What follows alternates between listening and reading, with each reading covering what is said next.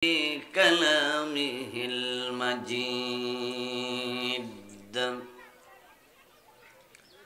أعوذ بالله من الشيطان الرجيم. بسم الله الرحمن الرحيم. إن الذين آمنوا وعملوا الصالحات كانت لهم جنات الفردوس نزلا خالدين فيها لا يبغون عنها حولا.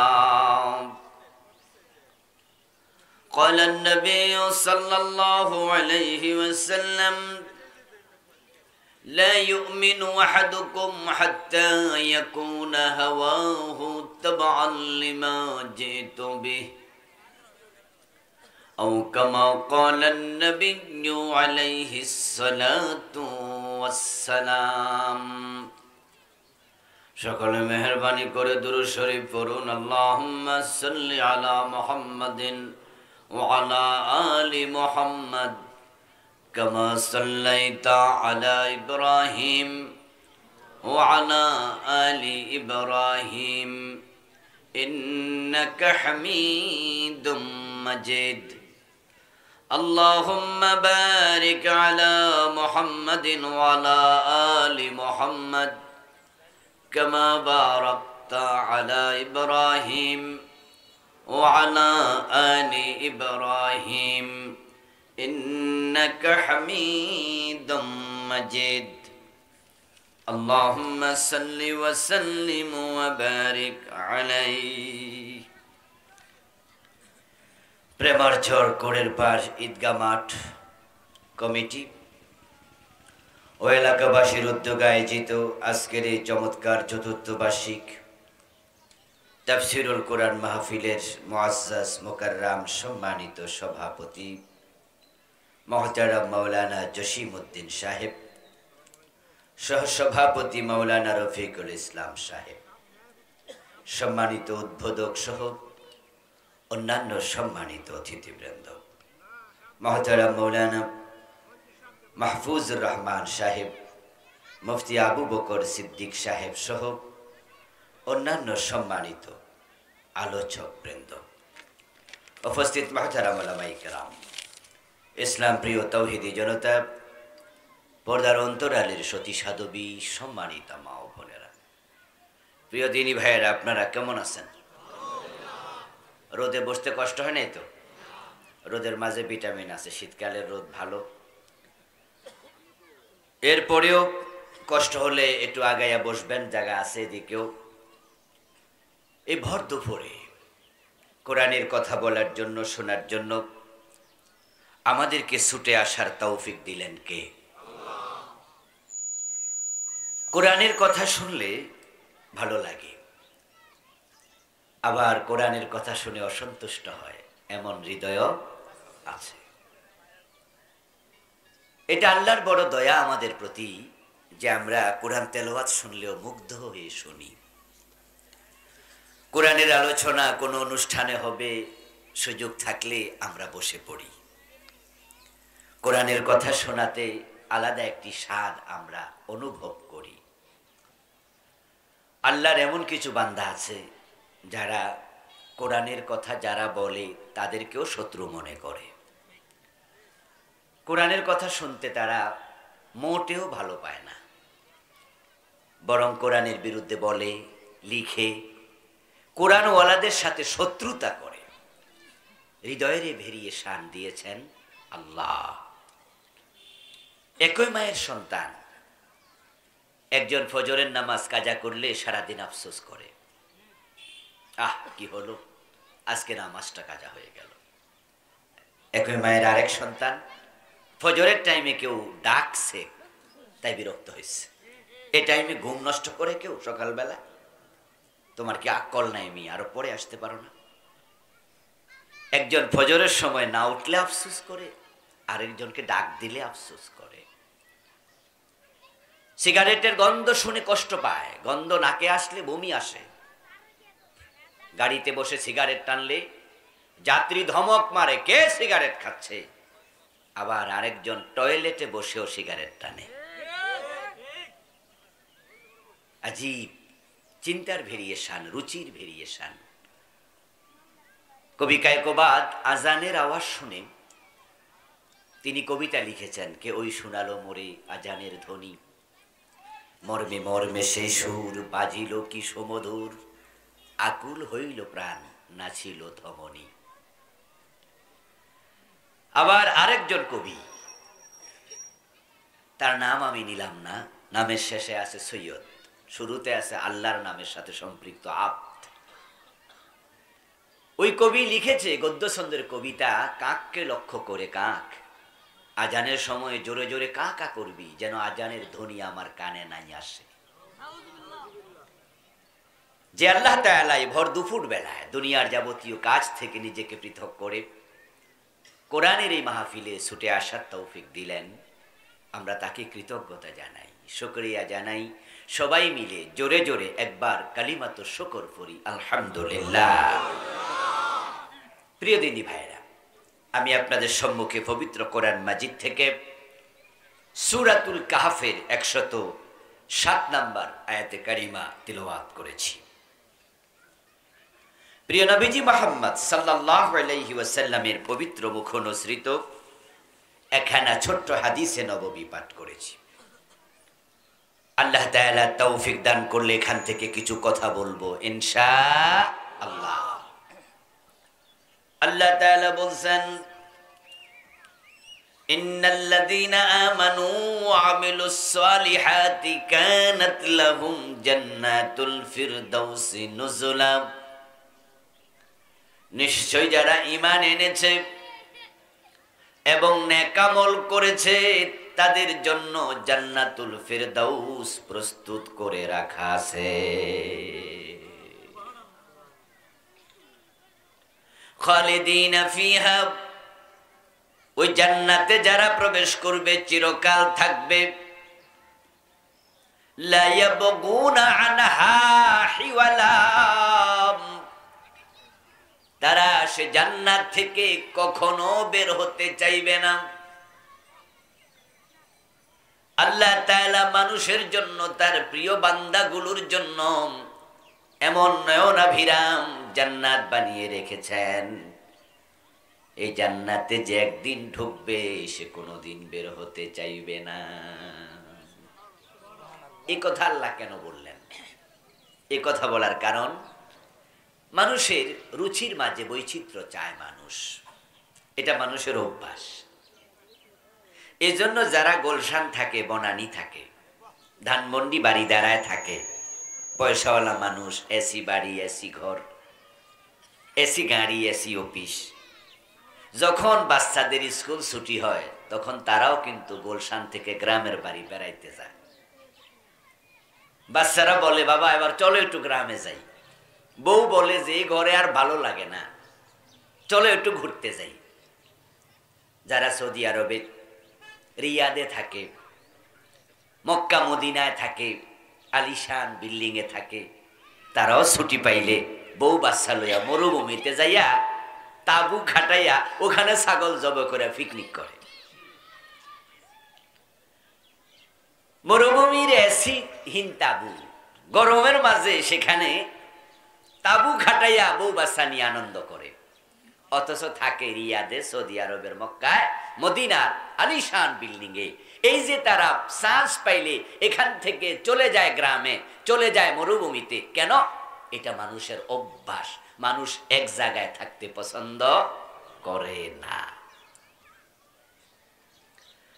আমার বন্ধু, আপনারা জেনে থাকবেন, যারা ভিআইপি জেলখানার কয়েদি, এমপি ছিল, মন্ত্রী ছিল, সরকারের 1 ক্লাস কর্মকর্তা ছিল, সচিব পর্যায়ের, ওরা যদি জেলে যায় কোনো কারণে, তাদেরকে জেলখানাতেও সাধারণ কয়েদিদের সাথে রাখা হয় না। ওদেরকে বলে ভিআইপি বন্দি। ওদের জন্য পত্রিকা থাকে, টেলিভিশন দেখার ব্যবস্থা থাকে, প্রতি সপ্তাহে 2 থেকে 3 বার ডাক্তারের চেকআপের সিস্টেম থাকে। ওদের খাবার দাবারের মেনুটা ওদের পছন্দ মতো হয়, ভালো ভালো খাবার থাকে, এসি রুম থাকবে, অসুবিধা নাই। যদি আপনি চান আপনার টাকা দিয়া এসি লাগাই দেবে। প্রেসিডেন্ট এরশাদ যখন জেলে ছিল, উনি 9 বছর পরে বের হওয়ার পরে মাঝে মাঝে বলতেন, আমি আগামী নির্বাচন এই সরকারের সাথে নাই। সকাল বেলায় বলার পরে বিকাল বেলায় আবার কইতো, সকালেরটা থুকু, আমি আসি।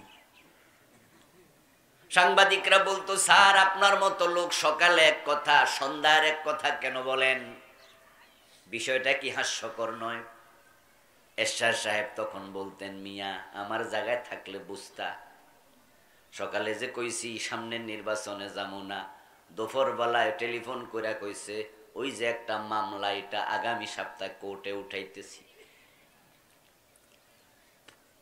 এখন লাল টেলিফোনে যখন মামলা কোর্টে উঠানোর হুমকি দেয়, তখন তো আমি বুঝি সরকার আমার উপর নারাজ হয়েছে, আর ওই মামলা চাইলে আমারে জেলে ঢুকাইতে পারবে। এই বুড়া বয়সে আর জেলখানা ভাল লাগে না। এই জন্য সন্ধ্যাবেলায় আবার তাদেরকে রাজি করছি, খুশি করছি যে ঠিক আছে আপনারা লগেই আছি। বাংলাদেশে যদি একজন ব্যক্তি জেলখানায় ভিআইপির মর্যাদা পেত, প্রেসিডেন্ট হিসাবে এরশাদ সেই লোকটা হতো। কিন্তু জেলখানা যতই মজা হোক, জেলখানা কেউ থাকে না, কারণ এক রুমে কারোই ভালো লাগে না, এটা মানুষের অভ্যাস। কিন্তু জান্নাত এমন এক জায়গা যেখানে যাওয়ার পরে কেউ কোনোদিন বের হতে চাইবে না।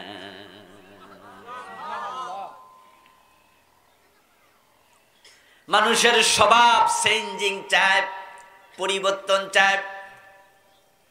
তাই আপনাকে যদি প্রতি বেলায় ওটের মাংস খাইতে দেয়, 1 মাস মজা লাগবো নি? প্রতি বেলায় ইলিশ মাছ দিলে মজা লাগবো? আপনিও বলবেন যে 2-4 দিন পরে একটু শুটকি রান্ধিও, একটু সবজি রান্ধো, এটা মানুষের অভ্যাস। কিন্তু জান্নাতের আলোচনা করে আল্লাহ বলেন, লা ইয়াবগুনা আনহা হিওয়ালা, জান্নাতে যে ঢুকবে কোনোদিন আর বের হতে চাইবে না। কারণ জান্নাত এমন এক অকল্পনীয় সুন্দর জায়গা যেখানে মানুষ অতৃপ্তি কখনো বোধ করবে না। এই জান্নাত হলো মুমিনের জন্য আল্লাহর দেয়া একমাত্র নিয়ামত। আল্লাহর পক্ষ থেকে দেয়া একমাত্র পুরস্কার। আল্লাহর পক্ষ থেকে বান্দার জন্য একমাত্র তোহফা। এই দুনিয়ার ঘর বাড়ি, এই দুনিয়ার বৃত্ত বৈভব, এই দুনিয়ার ক্ষমতা, দুনিয়ার সুন্দরী নারী, দুনিয়ার আলিশান বাড়ি, জান্নাতের সাথে তুলনা দিলে এগুলো কিচ্ছু না। আল্লাহ সে জান্নাতটা বানায়া আমাদেরকে বলছেন, ফাস্তাবিকুল খায়রাত, ও দুনিয়ার মানুষ তোমরা আমার সৃষ্টি জান্নাতের দিকে দৌড়াও। জান্নাত পাওয়ার প্রত্যাশায় এ রোদের মাঝে এসে বসে গেছেন।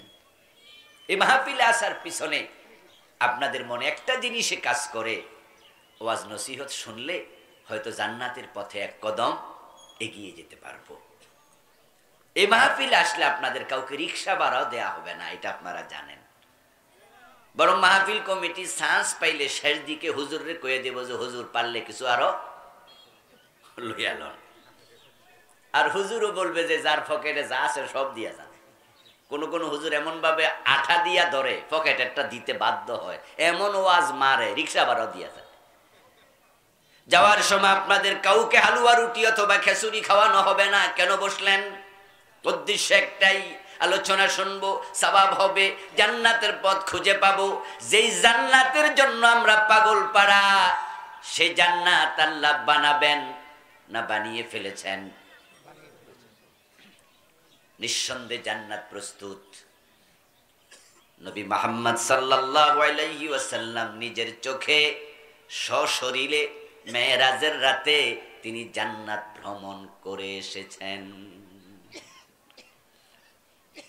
জান্নাতে যত নিয়ামত আছে সব রেডি।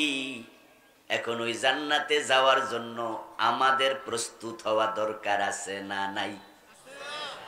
তো যারা আজকে ফজরের নামাজটা পড়েন নাই, কি প্রস্তুতি নিছেন? জান্নাতে যাওয়ার জন্য আপনি বলতেছেন যে রেডি হওয়া দরকার, কিন্তু সুদে টাকা লাগায় রাখছে এমন 2-4 জন আজকে আসেনি এনে। তো সুদে টাকা লাগাইলে জান্নাতের প্রস্তুতি কেমনে? সুদ খেলে তো 73 গুনাহ হয়। সবচেয়ে ছোটটা নিজের মায়ের সাথে জেনা। তো যে তার মায়ের সাথে জেনা করে হে জান্নাতের প্রস্তুতি কি নিল? এ তো দোজকি, সে তো জাহান্নামের প্রস্তুতি নিয়ে বসে আছে।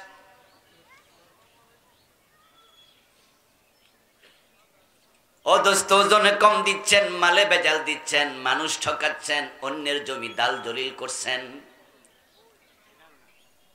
ক্ষেত চাষ করতে যাইয়া কোদাল দিয়া আইল কাইটা ক্ষেত বড় করছে, এমন লোক আসেনি? সুবহানাল্লাহ কইয়া কোপ মারে। ফজরের নামাজ পড়ছে, টুপিটাও খোলে নাই। ফজরের টাইমে নামাজ পড়া টুপি মাথা দিয়েই গেছে ক্ষেতের আইল সোজা করতো। মুখে জিকির আছে আর হাতে কোপ মাইরা ক্ষেত বড় করতেছে। মা মরে গেছে, বাপ মরে গেছে 10 বছর, এখনো বোনের জমি দেয় নাই, জোর করে রাখছে, এমন ভাই আসেনি? এ ফাকুন্দি এলাকা কটিয়া দি নাই? আজকের মাহফিল 2-4 জন আত্ম সমালোচনা করুন। জান্নাতে যাওয়ার প্রস্তুতি মানে কি? কোথাকার দিব এখন? মুছে তেল দিচ্ছেন, জান্নাতের কাঁঠাল খাবেন, কষ যেন না লাগে। জান্নাতের প্রস্তুতি মানে কি? সামনে পরীক্ষা।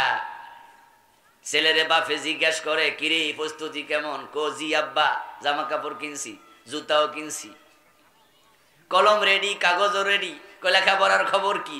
এটা বেশি সুবিধা না, এটা প্রস্তুতি। এই দেশের হিন্দুরা পর্যন্ত জান্নাতে যেতে চায়, ইহুদি খ্রিস্টান সবাই বলে জান্নাতে যাব। এই জন্য পাকুন্দিয়া বাজার গেলে দেখবেন, কটিয়াদি বাজারে হিন্দু দোকানদার মরা বাবার ছবি দোকানের মাঝে লাগাইয়া মাঝ বরাবর লিখে দেয় স্বর্গীয় সত্যেন্দ্র নারায়ণ দাস, স্বর্গীয় শরৎচন্দ্র বাবু, স্বর্গীয় শ্যামল দত্ত। এরকম দেখেন নাই? আপনারা কি দেখছেন নি কোনোদিন? স্বর্গীয় মানে কি? জান্নাতে যাইব না গেছে গা, কি মনে হয়? শব্দ দিয়ে বোঝা যায় অলরেডি গেছে গা, মানে হে স্বর্গে যাই ঘুমাইতেছ। আর ছেলে দোকানদারি করতেছে, বাপের স্বর্গে পাঠাই দিচ্ছে। হিন্দু মিয়া ছেলে বাবার নাম লিখেছে স্বর্গীয় সত্যেন্দ্র নারায়ণ দাস, ওর বাবা স্বর্গে চলে গেছে, শখ আছে স্বর্গে যাবে। কিন্তু কোন হিন্দু, কোন মুশরিক, কোন কাফের আল্লাহর জান্নাতের গন্ধ পাবে না, যাওয়া দূরের কথা।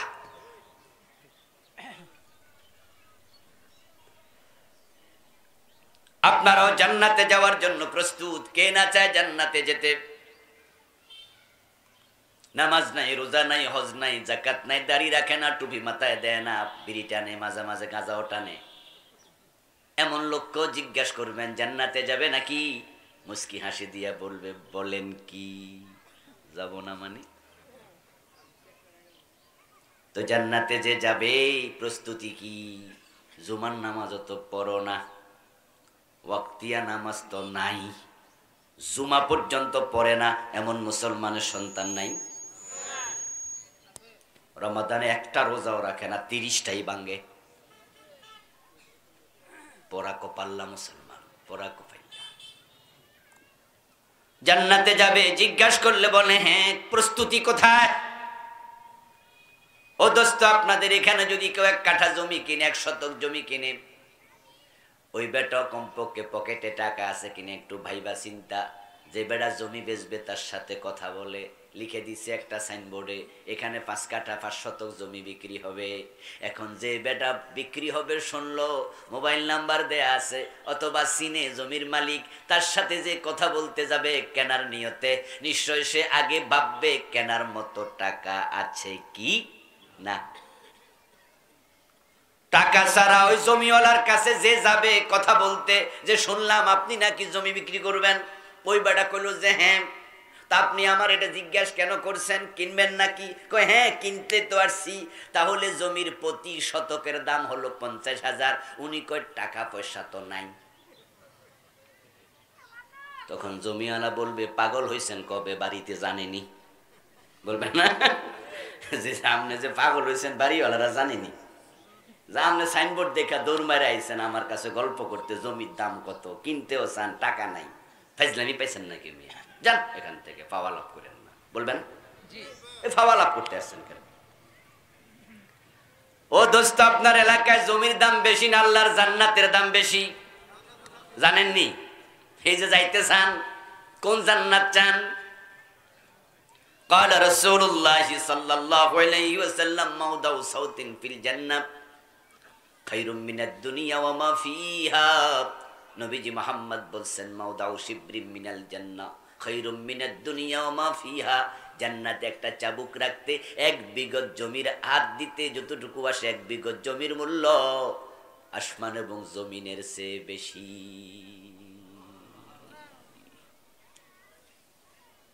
ওইটা আপনি মাগনা পেয়ে যাবেন, ভাববেন না।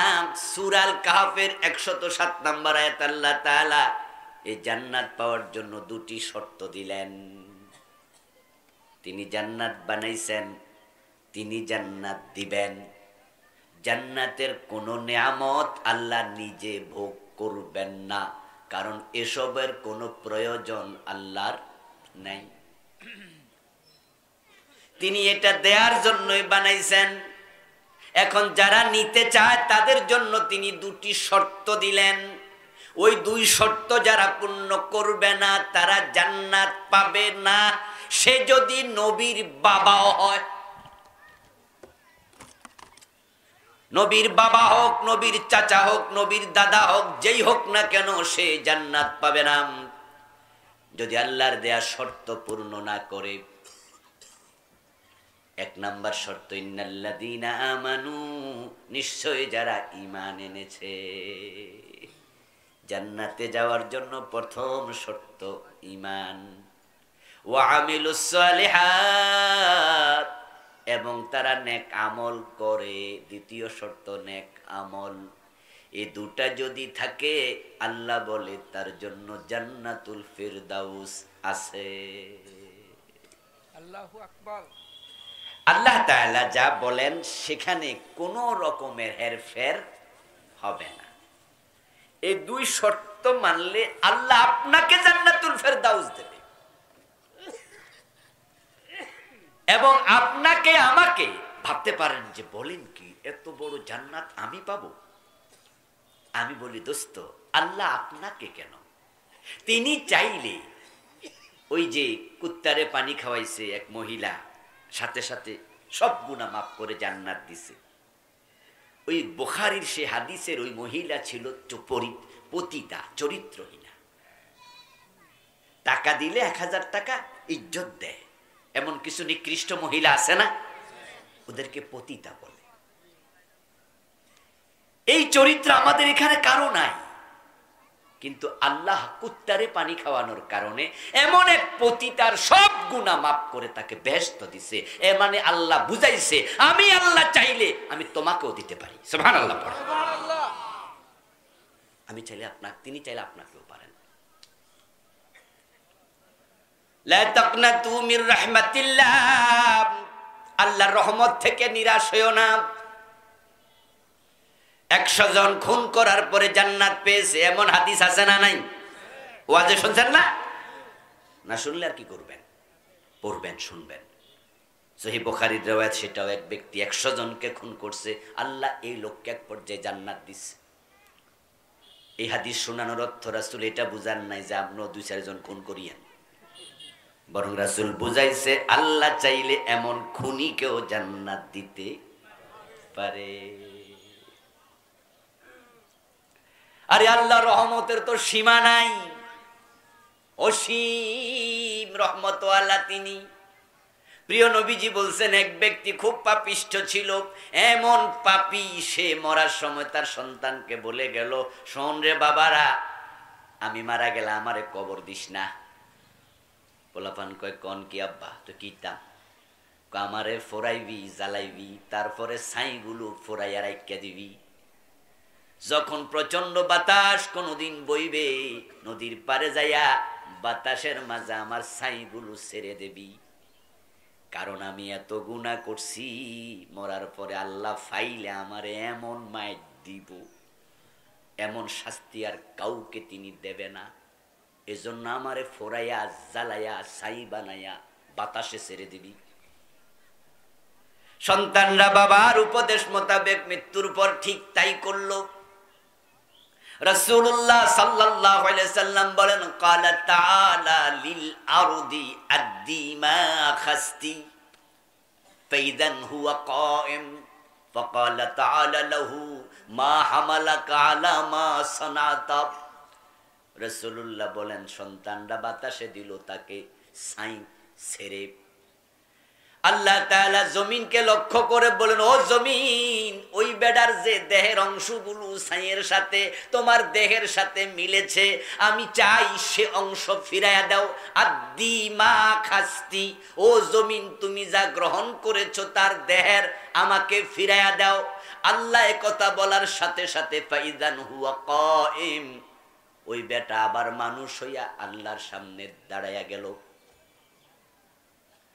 আল্লাহ এবার লোকটাকে প্রশ্ন করে, মা হামালাকা আলা মা সানাতা, এই মিয়া, তুমি যে কাম করে আইলা, আগে ক এটা কেন করছো? হিসাব নিকাশ পরে হইব। আগে বলো তুমি সন্তানদেরকে এই নির্দেশ কেন দিছো, এইটা আগে ক। লোকটা এবার বলে, মিন খাশিয়াতিকা ইয়া রব, আল্লাহ আপনার শাস্তির ভয়ে। আমি তো বড় গুনাহগার ছিলাম, তাই ভাবছি আমনে ধরলে উপায় নাই, তাই আমি বলছি যে আমারে আল্লাহ যেন খুঁজায় না পায় এমন কাম করবি। আল্লাহ বলে, যে আমাকে এত ভয় পায় আমি আল্লাহ তাকে ক্ষমা করে দিলাম, যাও তুমি মাফ।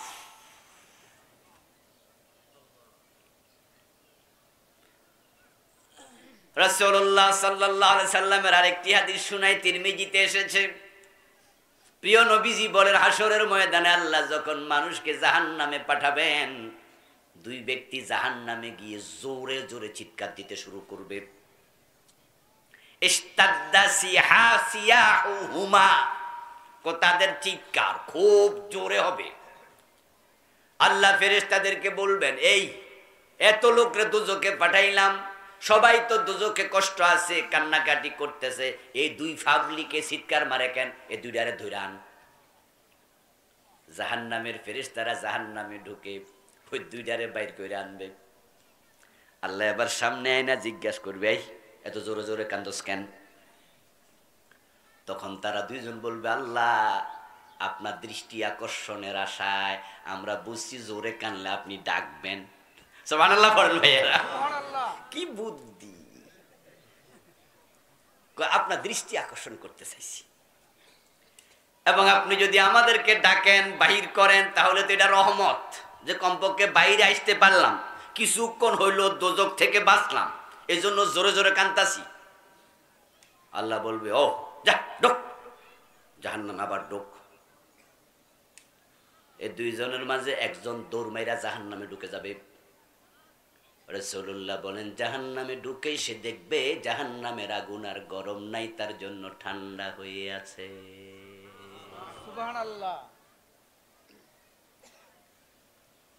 আরেকজন ঢোকে নাই, এখানে রইছে। আল্লাহ তাকে জিজ্ঞাসা করে, এই মিয়া, লগেরটা ঢুকলো, তুমি ঢুকলা না? সে জবাব দেবে, আল্লাহ আমি দাঁড়ায় দাঁড়ায় ভাবতেছি আপনি তো রহমান, আমার দোজক থেকে বাইর কইরা আবার দোজকে ঢুকাইবেন, এটা হয় নাকি? আমার দোজকে দিয়ে তো আপনার লাভ নাই, তো আমার তো ডাইকা আনলেন, তো আইনা আপনি কোন ঢোক? আমি খাড়ায় খাড়ায় ভাবতাছি আল্লাহ এটা কইল কি? আপনি তো রহমান, তো আমার দোজকে আবার ঢুকাইয়া আপনার লাভ কি? তাই আপনার রহমতের চিন্তা করছি আমি, এত রহমতওয়ালা আমারে আবার দোজকে ঢুকায় কেন? আল্লাহ বলে তুই আমার রহমত চাইতেছিস বুঝি? কয় জি। এবার ওডারে যে